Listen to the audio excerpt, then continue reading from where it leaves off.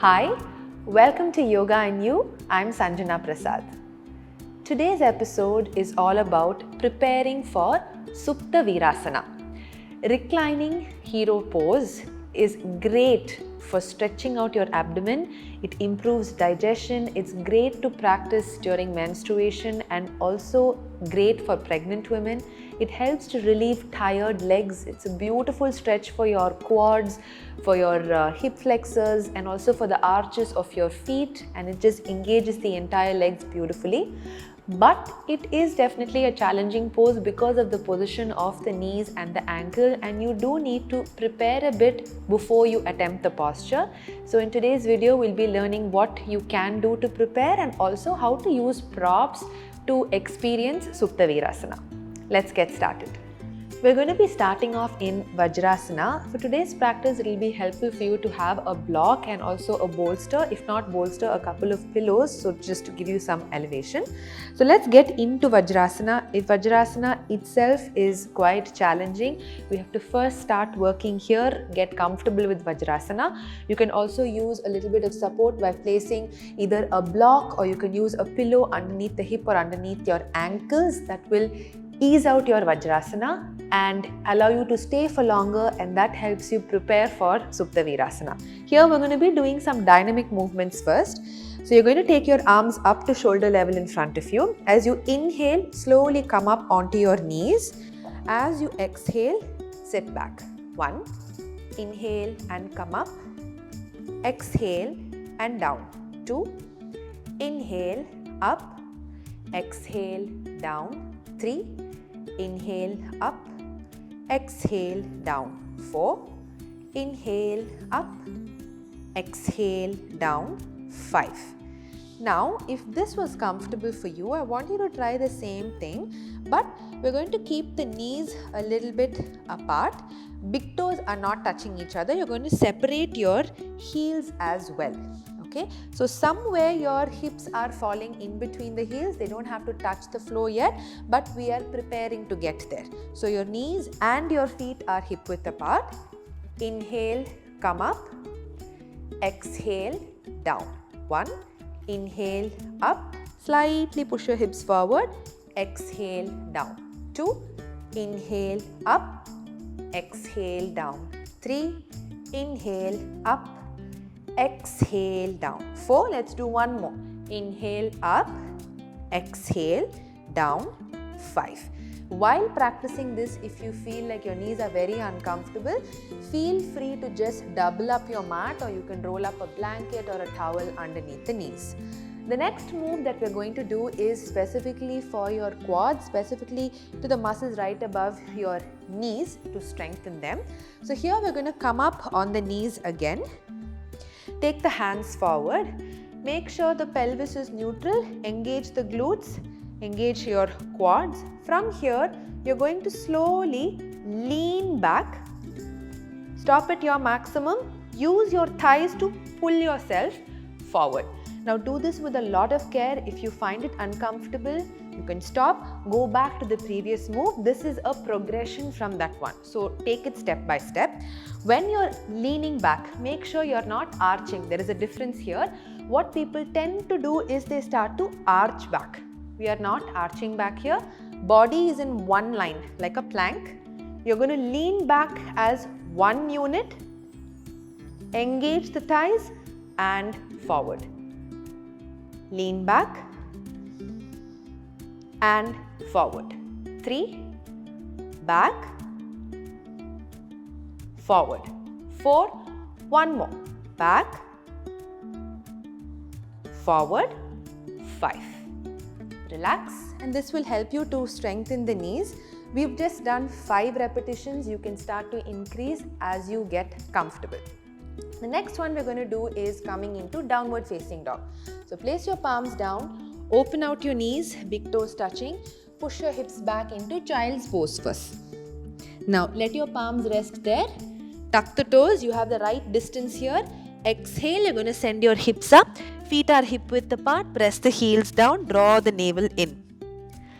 As you inhale, step the right foot forward between your palms. Place the left knee down on the mat.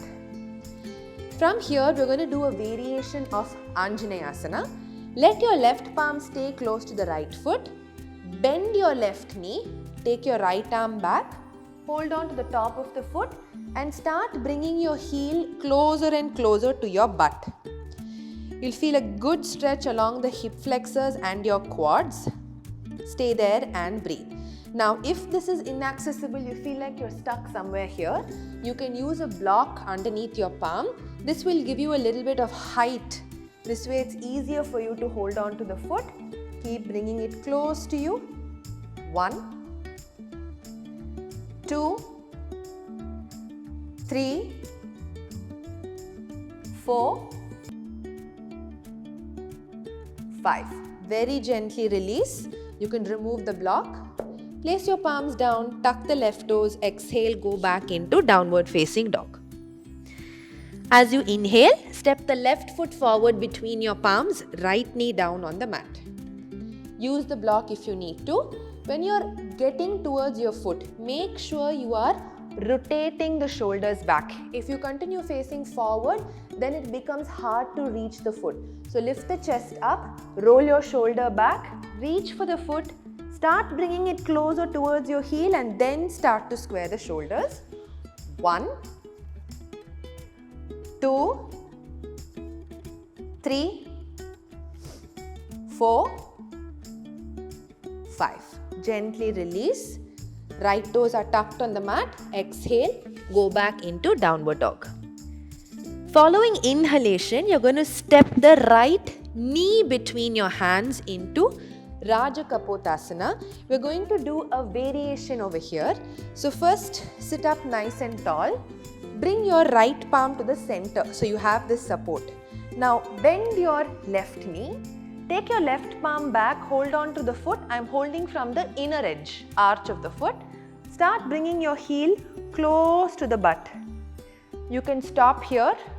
If you're very comfortable, your palm is going to flip towards your toes and continue to press the heel down, outer part of the hip. Breathe. 1, 2,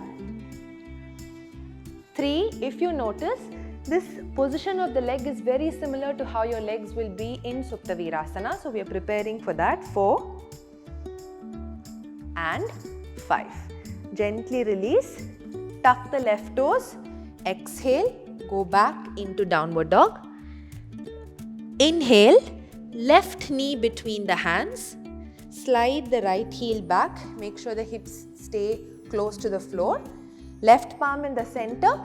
Bend the right knee, hold on to your arch of the foot. Start getting the heel close to the butt. You can stop here, or when you're comfortable, flip your grip and breathe. 1, 2. If you notice, as I'm bringing my heel closer, my hip is lifting up. You don't want that to happen. You want to keep sending your hip closer and closer to the mat. At the same time, start bringing the heel in. 2, 3, 4 and 5. Very gently release. From there, tuck the right toes and let's go back into child's pose. Big toes touching each other. Sit back. 1, 2, 3, 4, 5. Slowly roll up, sit down on the mat and stretch both legs forward. From here, you're going to bend your left knee first. I'm showing you on the left side first. Take your heel outside of the hip. This is Triangamukha Ekapada Sthiti. From here we fold forward into Paschimottanasana. Here again, if you notice, one leg is in Supta Virasana position. Heel is outside of the hip. I'm not sitting on the heel. Heel is right outside of the hip. Start getting comfortable here. If you feel like you're very lopsided, you can even sit on a block. That will help to even out your hips. Once you start getting comfortable, you're going to take a big inhale, and as you exhale, lengthen forward, go down. 1, 2, 3, 4, 5. Inhale and slowly come back up. Exhale, release your hands. Now we're going to try the opposite. We're going to keep one leg in Triangle Mukha. From there, slowly lean back. Get your forearms down to the floor. See how this feels for you. If you're still very comfortable, go a little lower. Lie down on your back. You can also keep this knee bent for some additional support. See how you feel. If you're very comfortable, extend this leg out.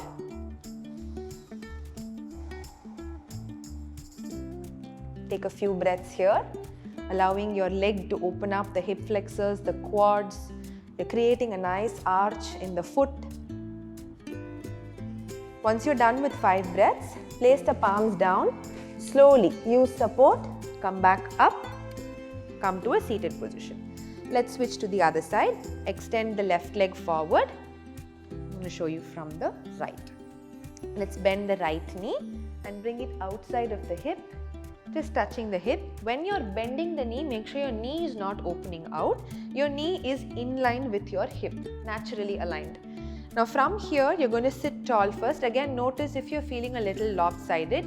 If you're not able to sit in the center and you're tilting fully to one side, please use a block. It will help you to experience the posture better.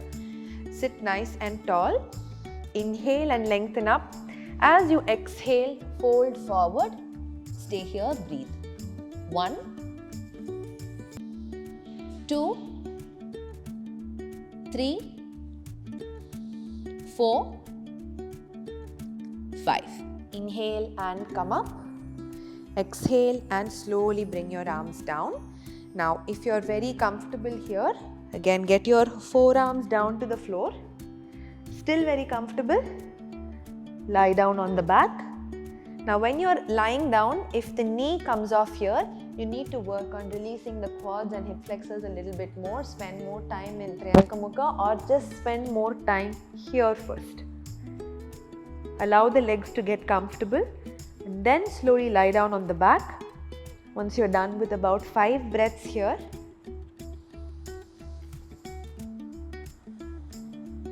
you can use your forearms to slowly come up and come out of the posture. So we're going to first prepare with the back bend for that. So you want to lie down on your belly. Get your right forearm on the mat, elbow in line with the shoulder. Now you're going to bend your left knee, very similar to the Anjaneyasana variation. Hold on to the arch of the left foot. Start bringing your heel towards the outer part of the hip, not on the butt but outer. So again, you're getting that knee movement which is very, very similar to your Supta Virasana. So start bending the knee, turn forward, stay there and breathe. 1, 2, 3, 4, 5. Slowly release, switch to the other side. Start getting the heel outside of the hip and then your fingertips also turn towards the front. 1, 2, 3, 4, 5. Slowly relax. Only if this was comfortable, we are going to try Bekasana. This was Ekapada Bekasana, we were using only one leg. Only if this is comfortable, you're going to lie down. Hold on to both the feet from the arch side. Now start getting your heel towards the outer part of the hip. Flip the fingertips and slightly lift the chest up. 1, 2, 3, 4, 5. Release, relax. This posture is quite challenging. It is a lot for the knees. So please respect where you are. If you are uncomfortable with Ekapada Bekasana, do not try the complete Bekasana. You take it step by step. Now we are going to first get into Supta Virasana with the support of your bolster or the pillows that you have. So let's start by getting into Virasana first. So for Virasana, what you want to do is to keep your knees hip width apart, like how we practice the Vajrasana. But this time you're going to open out the feet a little bit more. They're not going to be in line with your knee. Open out your feet a little bit more. As you exhale, send your hips back and see if your hips can reach the mat. Now my hips are in between my heels. I'll show you from the front as well. When I'm sitting down, you can see my heels outside of the hips. Okay. Now, if there is any discomfort getting into this posture, you can always use a block in between your feet. Now, as you exhale, when you sit back, you have the block to sit on and the heels are still outside of the hips. This is the first way you use support. Secondly, leaning back from here can be very, very challenging. In that case, we're going to move the bolster or the pillows right behind us, touching the block if you're sitting on a block. Now make sure you're holding on to the block and very, very slowly allow the lower back to rest on the block, slowly the mid back, upper back, and completely lie down. Now the elevation here can be changed. In spite of using the bolster, if you find it hard, you can use one more pillow. So respect your body. I keep saying that because it's so important for you to be able to breathe comfortably and there is no force in your practice. Here we're going to stay, breathe for a few seconds. Like we discussed before, you'll immediately feel how stretched your abdomen feels. Stretch in your hip flexors, the quads. There's an arch in both feet, openness in the chest. And once you get comfortable in Virasana, it can be a very, very relaxing posture.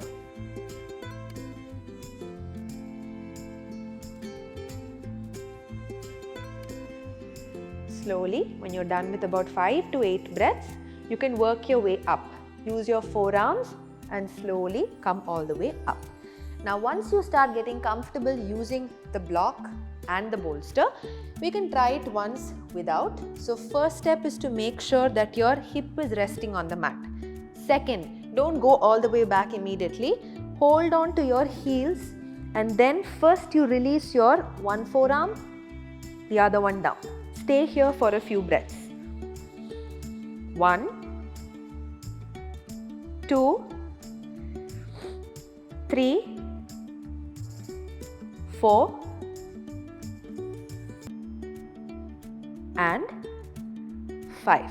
Slowly, when you're comfortable, you can go a little lower and lie down completely on the back. 1, 2, 3, 4, 5. Use your palms first, come back onto your forearms and then slowly you can come out.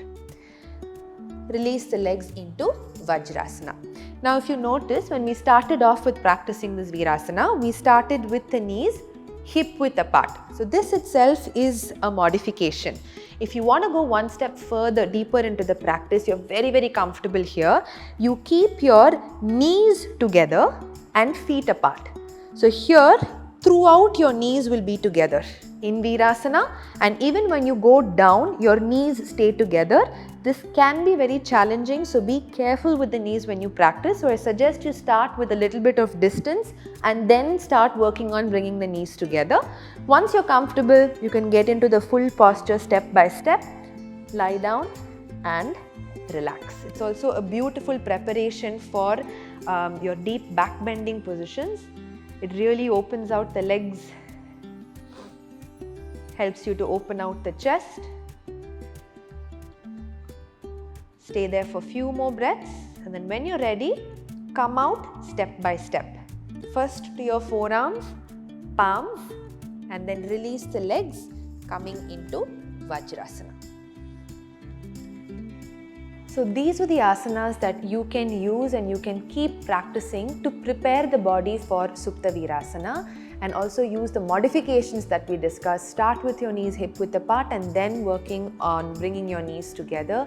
Use the props. Take your time, safely and comfortably practice your Supta Virasana. I really hope this was helpful. Do let us know if it was. I'll see you in the next video. Thank you.